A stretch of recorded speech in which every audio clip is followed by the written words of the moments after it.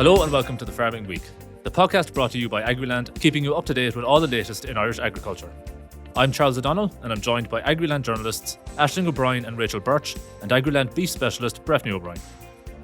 Well, before getting into the week's main headlines from the world of Irish agriculture, Donald Trump is of course making headlines in current affairs, this time for something that may impact Irish farming. Trump said yesterday that he has made a decision on placing tariffs on the EU and that these will be announced very soon. Trump didn't go into specifics on what exports from the EU would be impacted, but he seemed to indicate that the tariffs would be on all goods, saying they will be on cars and all other things. Agriland will of course keep you up to speed on how the move from Trump impacts Irish agri-food exports, but turning to national news, and the issue of clearing downed and damaged forestry is still ongoing. Last week, Minister of State for Forestry Michael Healy-Rae was criticised from a number of quarters for his handling of the issue. But the Minister has been out in front and centre this week, Aisling, hasn't he?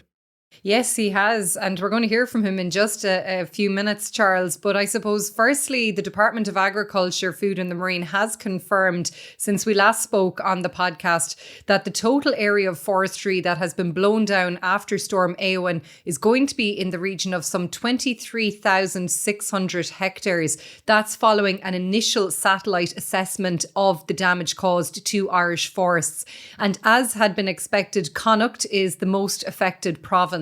Now, there's an approximate even split between public and private forests that have been damaged, and it's estimated that around 10 million cubic metres of timber has been affected, predominantly in spruce plantations, which are older than 20 years.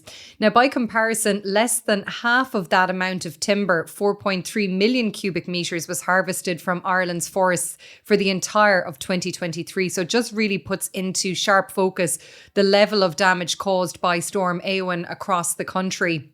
Now, as you said, Minister of State for Forestry Michael Healy-Rae out in force this week. He told Agriland that he's going to be doing everything he can to help affected forest owners, and he said he's already initiated a new change in the forestry licensing structure, whereby those with thinning licenses can now use that licence for clear felling as well as thinning. And now that the exact damage, I suppose, has been made clear nationally through the work of the department and Coillte, Minister Healy-Rae said his next steps will be exploring the possibility of a reconstitution grant. And he did kind of note as well, like for forest owners who might be concerned that if they go removing their timber now and there isn't a grant in place for reconstitution, that will apply to them, so they can acquire that afterwards. So if they want to go and remove the timber now, he is, I suppose, reassuring them that they can do that and also avail of that grant in due time if it comes into place. And he said if there will be money to reconstitute and replant, it will apply to people who lost timber that was knocked during the storm. I suppose that has to be made very clear as well, that it's only applicable in those cases. Now, the minister said that much of the timber on the ground around the country at the moment is actually under licence, and he's encouraged foresters and forestry companies to make use of sawmills and contractors to remove the timber. And he said that many sawmills around the country are not operating anywhere near capacity. And he said there is a market there for timber. And he said he's also exploring other national and international markets as well for this timber. And we reported last week, as you said on the podcast, Charles, that there was criticism levelled at Minister Healy-Rae and indeed Minister for Agriculture Martin Hayden when they failed to turn up at a meeting dealing with the damage to forestry in County Leitrim. But I suppose in response to the criticism, here is what Michael Healy-Rae had to say. This was their pension, maybe people that planted forestry 15, 20, 25, 30 years ago, and now it's on the ground. And I'm worried about what they will have at the end of that. So if they have to face into replanting that, which they do because they're signed up to a replanting obligation, well, I'm going to look at what way can I support them in that endeavour, because it's my responsibility to do so and to have their back. And I'm listening to the people from around the country that have come to me personally, to the representatives from the excellent organisations.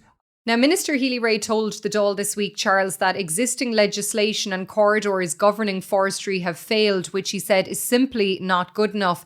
And he said that last week himself and Minister for Agriculture Martin Hayden and the Minister for the Environment Darragh O'Brien met with what he termed senior people from the ESB to discuss the corridors that are in place and what needs to be created in the future. And he said that might involve new legislation potentially being brought in. And that would, of course, have to go through the houses of the Oireachtas swiftly because everybody would support it, he felt, because there would be a betterment for the people of the country. Of course, a lot of damage caused to electricity infrastructure across the country after Storm Éowyn and those trees falling onto power lines as well. And Minister Healy-Rae said that existing corridors within forests may have to be enhanced, which he said would obviously lead to a situation where forest owners or landowners may actually have to be compensated for encroachment on their land as well. And that was all, I suppose, in response to Fine Gael TD for Clare, Joe Cooney, who raised this issue under Topical Matters this week when it came to setback distances for forestry and the impact on power and communications infrastructure across rural Ireland, which, of course, in some cases, there was people left without power, as we reported here in the podcast, for over 2 weeks in some cases. And Aisling, while much of the talk has been on the extensive damage to forestry, it's important not to forget about horticulture growers as well, who have been struggling and seeking support since Storm Éowyn. What have we heard this week on the horticulture sector?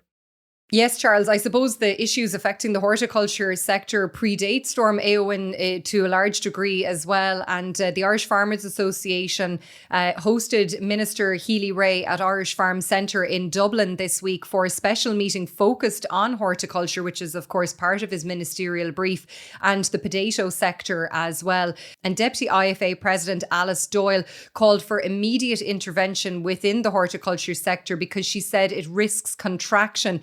She said that there is a need for immediate policy adjustments because there is risks of threatening food security and Ireland's ability to achieve its agriculture and economic goals. And she pointed to the long-awaited sectoral work permit scheme. And she said that has to be fit for purpose and affordable as well for all employers out there. She said we can't have a flawed scheme introduced at the expense of the Irish horticulture sector. And just looking to the potato sector, she highlighted the lack of availability of seed potato, which she said jeopardises the future of the potato sector. Of course, after Brexit, as we discussed here previously on the Farming Week, there was around 60% of our requirement of seed potato imported from Scotland before Brexit, and various funding initiatives have helped the sector, but Alice Doyle said that it will take a number of years to redevelop the Irish sector when it comes to seed potatoes.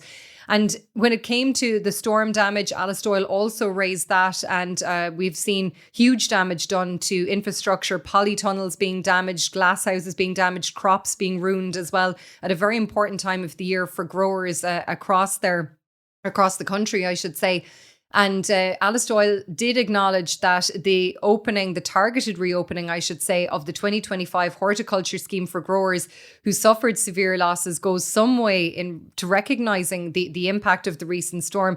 But she says that investment requires money and many growers might not actually be in a position to invest at all. And she also called on retailers to step up and to pay sustainable prices for Irish produce as well.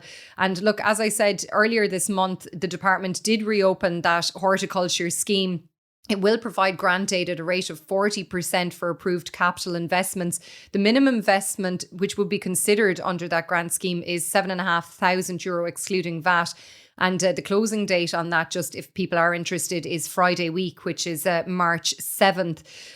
But I suppose small growers, Charles, and it kind of goes back to what Alice Doyle was saying, and some of whom I've been speaking to this week, they were severely impacted by Storm Éowyn, and they've appealed to the government for more simplified and urgent financial support. And Talamh Beo, that organisation, has claimed that this reopening of the scheme falls far short for growers' needs, and they said it doesn't reflect the urgency at hand, and it's burdened with excessive conditions, particularly the minimum investment requirement of €7,500, and it also fails to address the income disruption caused by crop losses as well. Now, I was speaking with Thomas O'Connor. He's a member of Talamh Beo. He runs Manna Organic Farm with his wife Claire on the Dingle Peninsula here in County Kerry, and looks similar to a lot of other small growers and larger growers, of of course, around the country. They suffered significant damage during Storm Éowyn.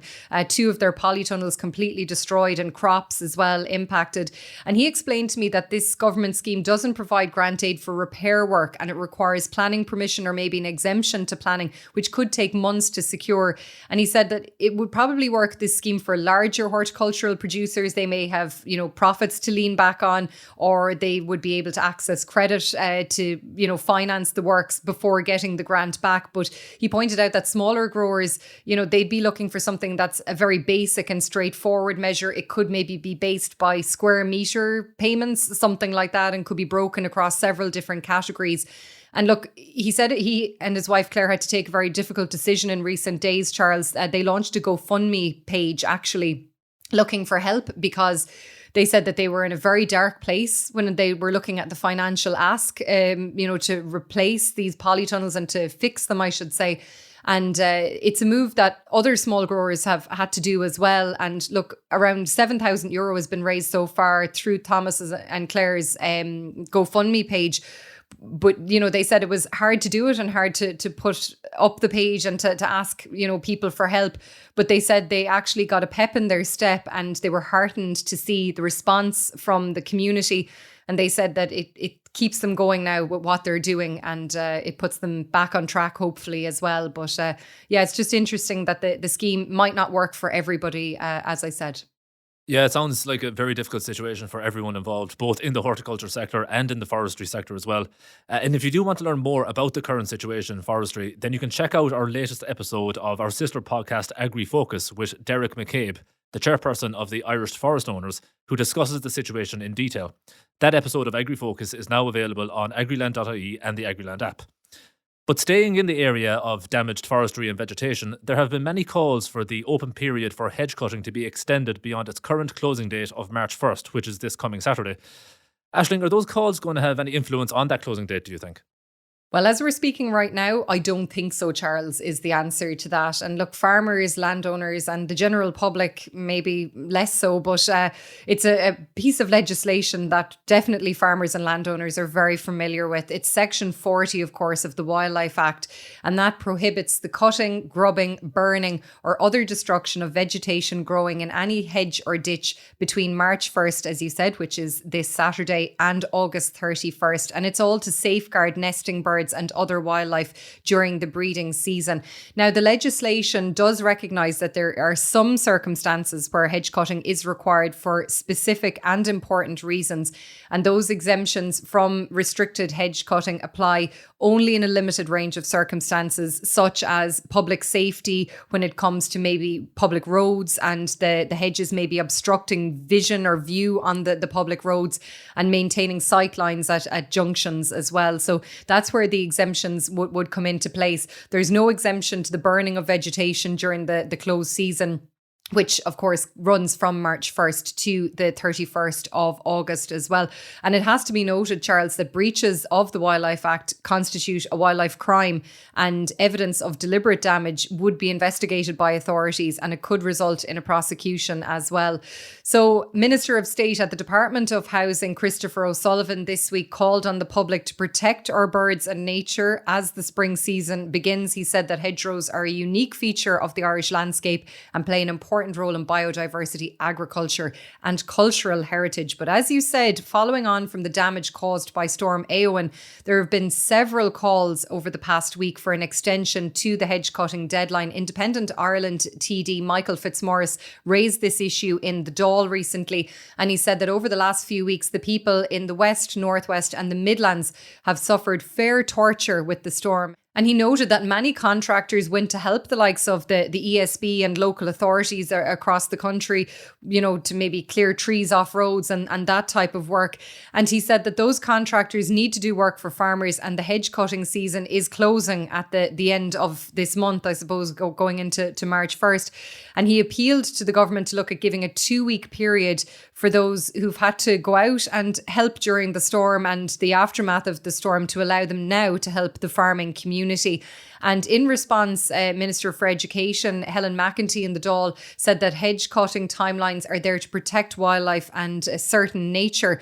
Now, Fine Gael TD Paula Butterly said that a derogation on tree felling and hedge cutting for certain areas is needed this March as well to be prepared for future storms. And she noted that at the peak of the storm, there were 768,000 people who'd lost their power supply. There was some 130,000 people left without water.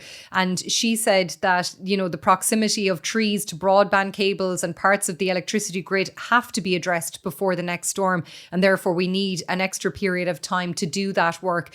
This was all echoed as well by the Association of Farm and Forestry Contractors in Ireland, the FCI. They've also sought an extension to this deadline. They've written to the relevant government departments and ministers and TDs as well, seeking support to move the deadline back to St. Patrick's Day, of course, March 17th. And they said that the storm has caused major disruption to work and has exacerbated the need for hedge cutting to be done on the grounds of safety. So multiple calls, Charles, for an extension to that deadline. But as we're speaking right now, and the mood music coming from government doesn't seem to be in favour of an extension. But if one comes ahead, make sure to tune into Agriland and we'll keep you up to date with everything you need. But as it stands, the hedge cutting deadline is this Saturday, March 1st. We're going to move on now, and the last week or so has seen new information coming to light on how key farm schemes for livestock farmers are going to work in 2025. So, Breifne, we have a replacement of the Beef Welfare Scheme, a calf rearing scheme, and the National Sheep Welfare Scheme. Can you take us through the details on those? That's right, Charles. So there'll be 3 schemes there now that are relevant to livestock farmers, where we're going to see some changes introduced this year with increased payment rates actually in all 3 schemes. So the first of these 3, as you mentioned, Charles, is, I suppose, a scheme relevant to suckler farmers, and the final details on this new suckler scheme with the increased payment rate are expected to be announced soon. So how is the scheme currently looking? The scheme will replace the Beef Welfare Scheme, which was in place last year.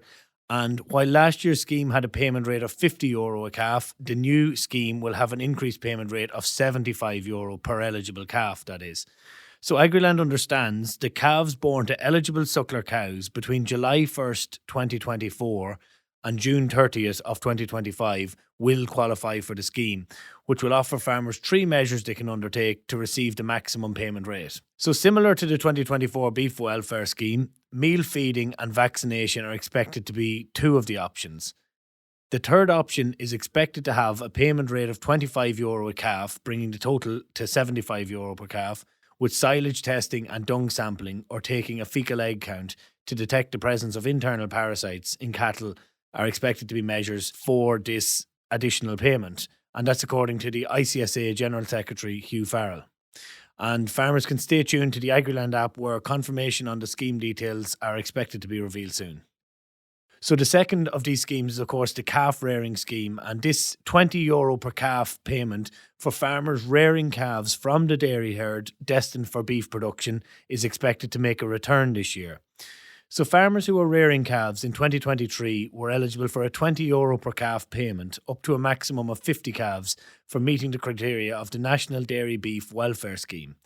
Last year, that payment was not available to farmers who reared calves and was instead paid to dairy farmers producing the calves. Agriland understands that dairy farmers producing calves sired from a genotype 3, 4, 5-star sire on the DBI, the Dairy Beef Index, and on the Beef Sub-Index off the DBI will also remain eligible for payments they received last year under this scheme. So it's understood that farmers rearing calves this year will be eligible for a payment of €20 per eligible calf, up to a maximum of 50 calves. It's also understood that dairy farmers who opt to rear their own calves will also be eligible for the additional payment, and where availing of the breeding and rearing incentive could claim up to €40 per calf payment, up to a maximum of 50 calves. In order to receive payment, it is expected that farmers will be required to keep the calf for a set minimum period of time and also record the weight of the calf within an agreed age range. Again, final details on this scheme is also expected soon. So the third scheme where we're going to see changes this year, Charles, is relevant to sheep farmers. And of course, funding was secured in Budget 2025 for an overall payment rate of €25 per ewe to be rolled out through 2 separate sheep schemes. The funding increased by €5 per ewe. The 2 schemes funding will be rolled out through are as follows: the National Sheep Welfare Scheme and the Sheep Improvement Scheme. While the Sheep Improvement Scheme will remain at €12 per ewe, the €5 per ewe increase comes in the National Sheep Welfare Scheme, which will see its payment rate increase from €8 per ewe to €13 per ewe. It is proposed farmers will have to complete 3 actions to get the increased maximum payment instead of the 2 required last year. So last year, farmers picked one option from each category. The categories were Category A, where farmers could select shearing or body condition scoring of ewes and appropriate follow-on management, and Category B, where farmers could select clostridial vaccination of ewes or plunge dipping to control external parasites. The department is now proposing to add foot batting of ewes as a 5th potential option. And of course, you can find all the details on those schemes on Agriland.ie and the Agriland app as they're released. But Breifne, you were out and about this week for us and you made an interesting visit to the Lyons Farm at University College Dublin. Can you tell us a bit more about that? Yeah, Charles, that's right. So a new €1 million state-of-the-art dairy calf research facility was officially opened at the UCD Lyons Farm in County Kildare on Tuesday, February 25th. Agriland was in attendance at the official opening of the new facility, which has the capacity to rear 180 dairy calves from birth up to 5 months of age, and is designed to fulfill both research and commercial farming requirements and demonstrate best practice in dairy calf rearing. The UCD president, Professor Orla Feeney, described it as a world-class dairy calf education and research facility and highlighted that the development was made possible through the generous support of 6 industry partners. So the 6 partners that were involved in development of the facility were ABP, Dairy Research Ireland, FBD Trust, JFC, MSD and Ornua. The centre aims to apply cutting-edge research to benefit and improve the health and rearing of dairy calves. And of course it will be interesting to see, I suppose, what research and findings comes out of this new facility. Thanks for all that, Breifne. We'll move on now to the poultry sector. And there's a considerable degree of nervousness out there now over bird flu and its potential spread on the island of Ireland. There's been a number of updates on this in the last week. Can you take us through those, Aisling? Yeah, definitely. So thankfully, the first update, I suppose, in the Republic is that samples taken from a poultry flock in Monaghan last Thursday have tested negative for bird flu following a suspected case there. But we did get confirmation from the Minister for Agriculture, Martin Hayden, that came back negative. And I suppose it's worth noting, Charles, that over 122,000 captive birds have actually been culled in Northern Ireland over the past fortnight as a result of bird flu outbreaks in commercial poultry farm settings in County Tyrone. So in the past fortnight, bird flu has been detected on farms in Cookstown, Pomeroy and Dungannon, which are all located close to Lough Neagh in Northern Ireland, which is a habitat for numerous wild birds. And 21% of Northern Irish farming is actually poultry based. The sector closely follows dairy as the second most profitable sector within the industry. It's valued in 2023 was some £603 million. So it's a very, very important sector for farmers in the north, for poultry farmers in particular, of course, and for the wider agri-food sector. But as you say, I suppose the cases in Tyrone and the suspected case in Monaghan have led to an awful lot of concern and worry across the entire island. And Irish Farmers Association Poultry Chair Nigel Sweetenham said this week that testing that we saw in Monaghan, it's a stark reminder to follow the newly introduced compulsory housing order for poultry and captive birds. He said that there are some people ignoring that housing order, and he said that's putting everybody's livelihoods at risk. And he said he's never seen people so worried, and he said biosecurity should be in everyone's interest, and if people have any concern for their own birds, they should keep them locked up. Now, members of the public, of course, are advised not to handle any sick or dead wild birds and to report any episodes of those type of birds that they come across to the regional veterinary office.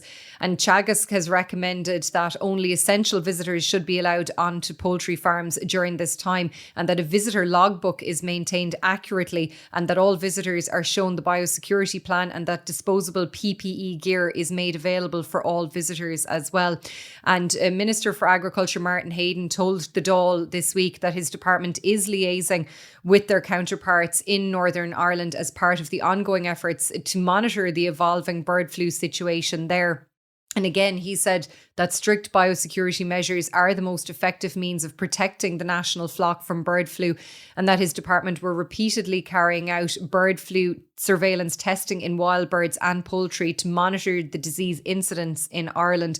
And of course, that housing order did come into effect on February 17th, and it requires poultry and captive birds to be housed, and it prohibits gatherings of birds in order to protect them. We got a confirmation this week that the Balmoral show will have no poultry classes, understandably, this year for that very reason. So, it is something, I suppose, that is a huge cause of concern for the entire island of Ireland. But unfortunately, a few confirmed cases in Northern Ireland as things stand, which will be, of course, a concern for border counties at the moment. So the housing order in place and strict biosecurity protocols is what's being recommended at the moment. Finally, before we finish up, I'm going to bring in our colleague Rachel Birch, who had a very interesting interview this week with an Irish family that has been farming in rural France for the last 19 years. Rachel, can you tell us a bit more about Declan and Emily Gardner and their family?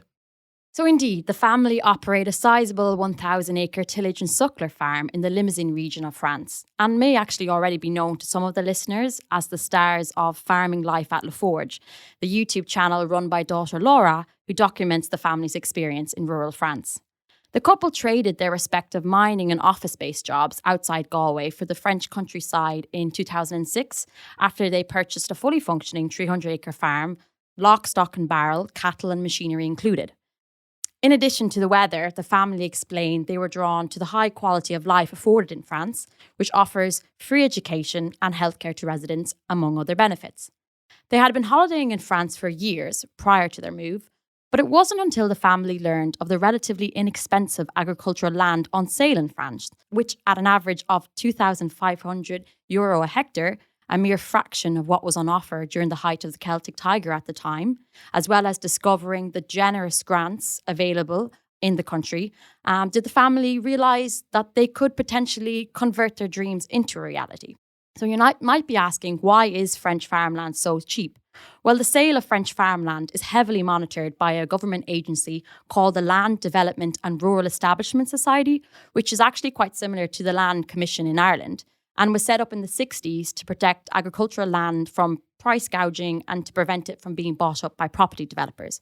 It oversees the land sale of all farmland in the country, ensuring that neighbouring farms and or young farmers get first purchasing rights, which also helps mitigate any neighbouring hostility or animosity towards blow-ins like the Gardners.